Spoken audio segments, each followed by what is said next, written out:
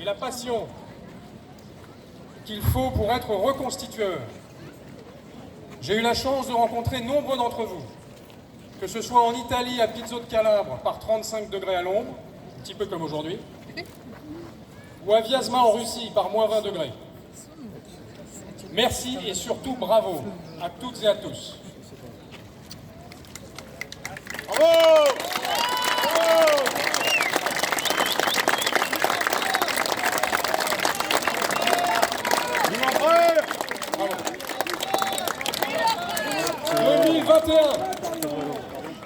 2021, quelle année terrible! La pandémie, les feux de forêt, la constante montée des communautarismes, l'assassinat d'une femme policière et l'assassinat d'un prêtre. Et j'en passe. Heureusement que nous avions l'empereur pour nous accompagner, pour nous permettre de sentir sa force et d'entendre encore l'écho des notions de fierté, de puissance et de gloire. Car c'est cela que nous célébrons cette année. La volonté, l'énergie, l'audace, le courage, le panache et surtout l'honneur. C'est la France, son incroyable vitalité et son incomparable grandeur passée qui sont autant de ferments de sa grandeur à venir. C'est cela, l'exemple que nous donne cette extraordinaire génération de Français de la Révolution et de l'Empire. Le refus de la résignation, le refus de la médiocrité, par la conviction que l'on peut faire de sa vie un destin et qu'on peut transformer ce destin en épopée. À l'exemple du jeune Napoléon Bonaparte, bien sûr, enfant corse parlant à peine le français, qui va sauver les acquis de la Révolution et poser les masses de gravier sur lesquelles la France, mais également de nombreux pays dans le monde, ont bâti leur modernité. Quel incroyable exemple d'assimilation et de réussite qui devrait être appris et célébré dans toutes nos écoles. Bravo! À l'exemple du général Gudin également, dont les cendres reposent enfin sur notre sol. À nouveau merci à Paris, Napoléon 2021.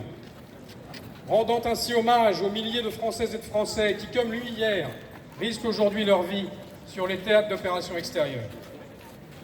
Et enfin, à l'exemple de tous les Français de cette génération, femmes et hommes épris de liberté, qui se sont rassemblés pour réaliser cet immense projet qui, en les dépassant, les a tous élevés au-dessus d'eux-mêmes, la diffusion des lumières, la libération des énergies.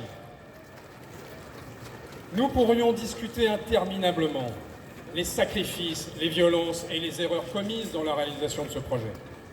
Mais nous ne pouvons pas en contester le résultat. La diffusion dans le monde entier des principes de liberté et d'égalité, la diffusion de cette idée géniale de souveraineté nationale, avec la souveraineté populaire comme socle de sa légitimité, c'est le point de départ d'une libération à l'échelle mondiale. Quelle entreprise humaine a jamais connu une formidable réussite?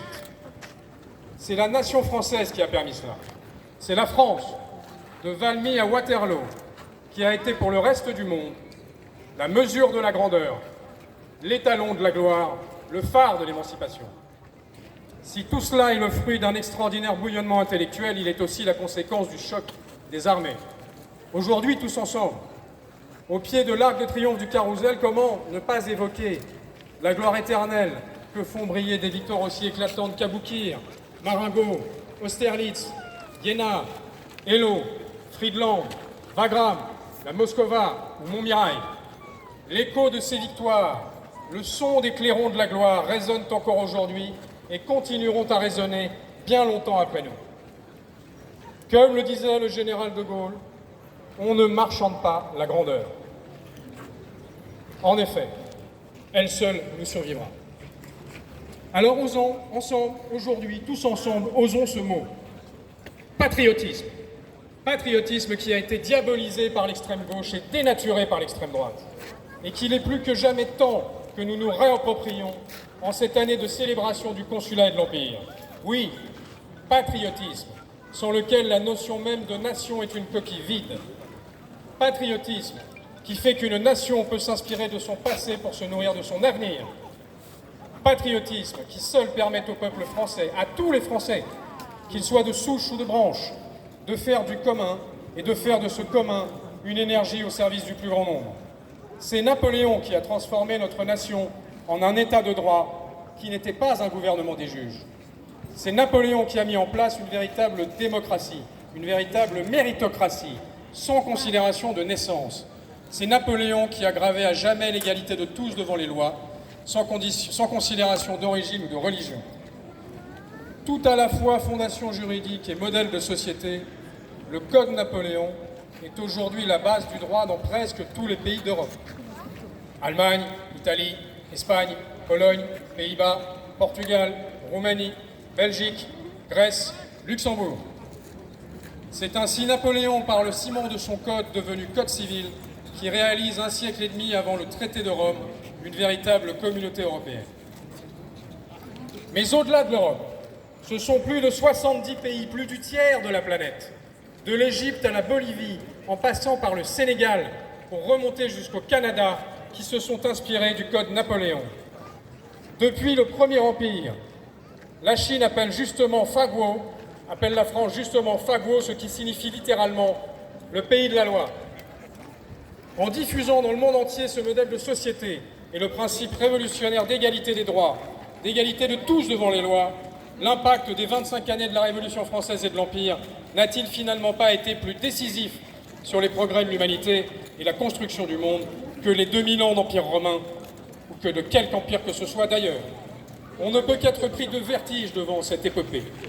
C'est pour cela que le monde entier nous envie Napoléon, le plus grand héros de tous les temps, le plus grand professeur d'énergie, mais surtout d'ambition, de courage et d'audace. En fin de compte, le plus grand kinésithérapeute de l'histoire, puisqu'il nous a appris à redresser notre colonne vertébrale, à lever la tête et à avancer, toujours avancer, jusqu'à charger s'il le faut. Son héritage dans lequel aujourd'hui vivent des centaines de millions de personnes à travers la planète est le rappel quotidien du destin et du rôle unique de la France et du peuple français dans les progrès du monde. Et nous devrions en avoir honte? Et nous devrions nous en excuser? Bien sûr que non. Honte à ceux qui salissent cet inestimable patrimoine, cette formidable hérédité. Ce que commandent les générations qui nous précèdent, c'est au contraire d'alimenter, de vivre, de défendre ce souffle, cette volonté si française de la construction d'une nation, d'une civilisation forte, ambitieuse, digne et juste. Impossible n'est pas français. Notre pays l'a prouvé tout au long de son existence. Sa destinée n'est pas dans le calme confortable des consensus et des commissions. Sa destinée est dans les cieux où grondent les orages, au-delà desquels brille ce soleil qui nous illumine tous, le soleil d'Austerlitz. C'est la leçon de l'empereur, l'exigence pour la France et pour les Français de renouer avec l'ambition d'un projet de puissance, économique, scientifique, technique et au-delà, vers un objectif qui nous dépasse et qui nous grandit. Cet objectif, nous l'avons déjà atteint à plusieurs reprises au cours de l'histoire. Cet objectif, la mémoire de l'empereur, la mémoire de nos grandes figures historiques et la mémoire de tous les Français qui nous précèdent, nous intime à toutes et à tous de toujours le poursuivre. Cet objectif, c'est bien sûr, dans un monde qui a plus que jamais besoin de repères, la grandeur de la France. Vive les Français, vive la France et vive l'empereur!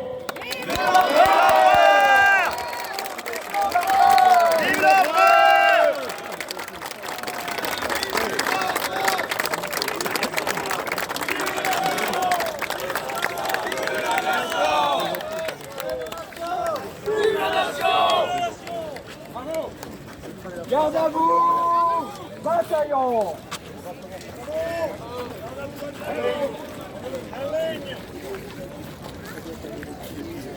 Reculez-vous un tout petit peu.